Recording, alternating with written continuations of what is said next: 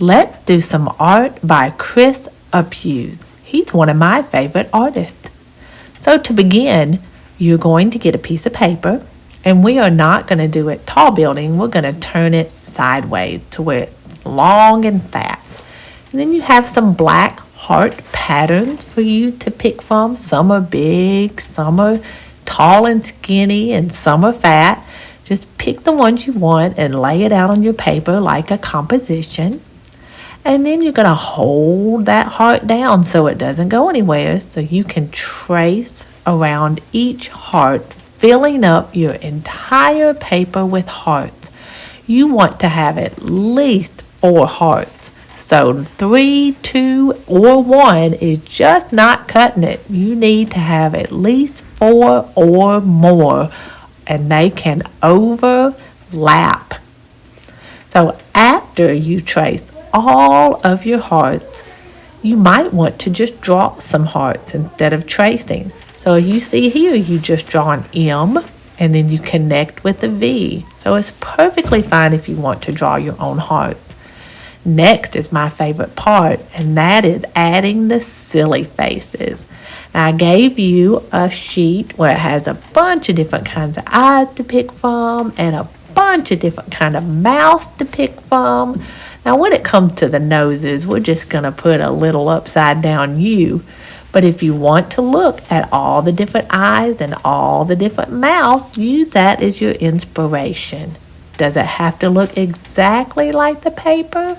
Of course not. You can make up your own eyes and your own mouth as you want to. But remember, Uphues' art always made people smile and have a little chuckle. So you want to make silly, funny faces. So you can make your own or you can copy off the form. But just remember, you want to use variety. That means you want every face to look different, because variety is the spice of life.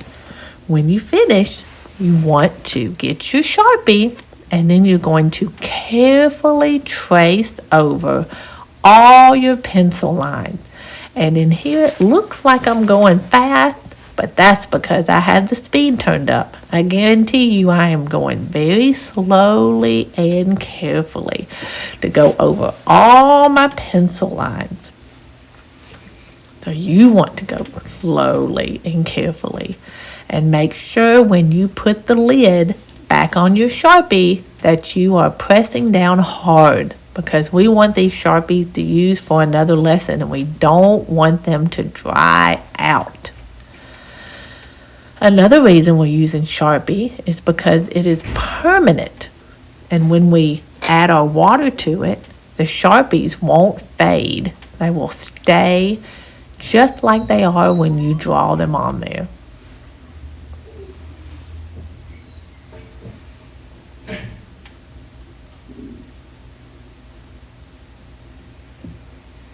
So I'm just about finished drawing all my Sharpie lines. And the next thing we're going to do is add some color. I put some color in your gray bucket. We're going to use any color you want out of those colors. I got some Valentine type colors.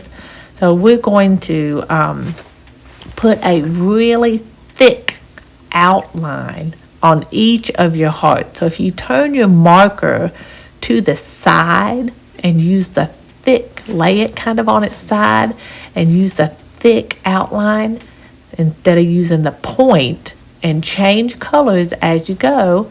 And you just want to put a thick outline on every single heart, trying to stay inside the lines until you have a bunch of different colors hearts. So you can color it in if you need to, if you can't get that line thick enough.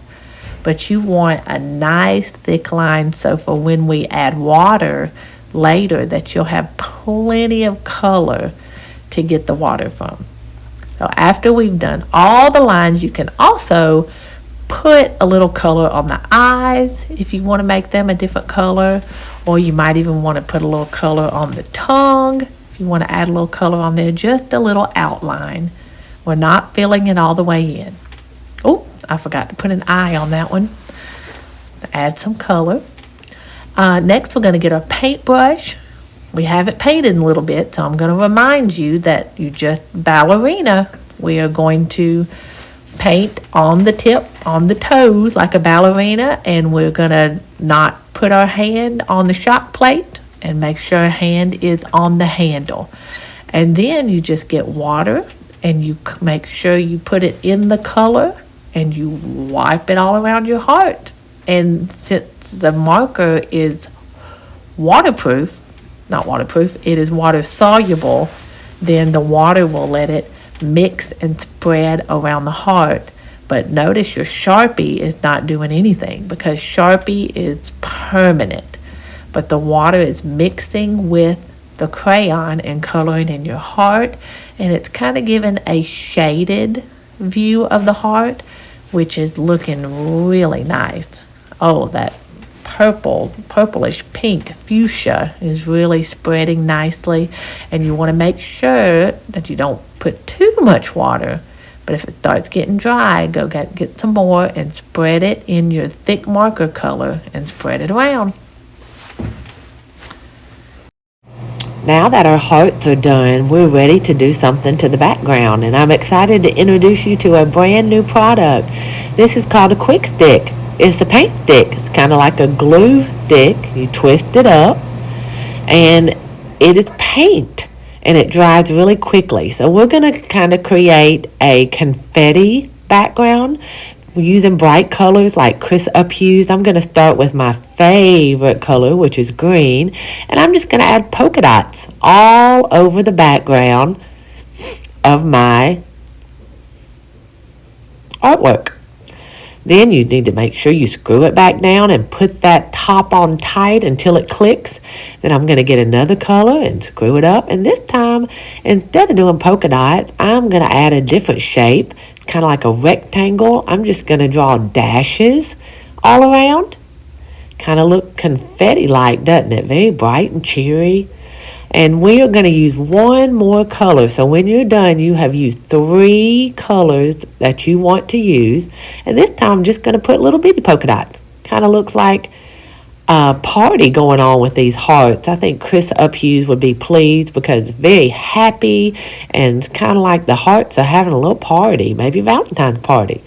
Now you only have 2 paint sticks in your basket, so you can trade to those around you. We're done. We're proud of our work, and I think Chris Uphues would be proud too.